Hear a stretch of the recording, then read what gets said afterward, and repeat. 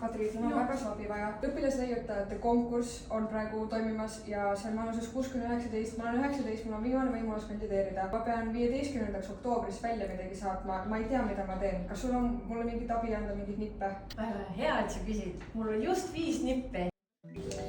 Esiteks, sõnasta probleem, millele püüad lahendust leida. Olgu selleks siis see, et vanaema sa kuidagi puu otsast õunu kätte või kuidas talvel küttepuid tuppa tuua. Ükskõik, milline probleem sinu meelest vajaks lahendamist. Teiseks, tee taustauuringut, kas sarnaseid leiutusi on juba olemas ning kui on, siis kuidas saaks neid paremaks muuta. Kolmandaks, pane kirja kõik enda lennukad ideed ning vali neist välja mõni, mis sind ennast kõige rohkem kõnetab. Neljandaks, võimalusel loo enda leiutisest prototüüp ning katseta, kuidas see idee päriselt toimida võiks.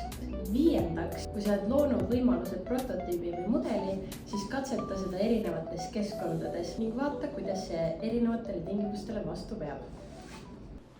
Nii lihtne see ongi. Kellele sa seda kõike just rääkisid? Sulle. Aitäh sulle! Aitäh sulle!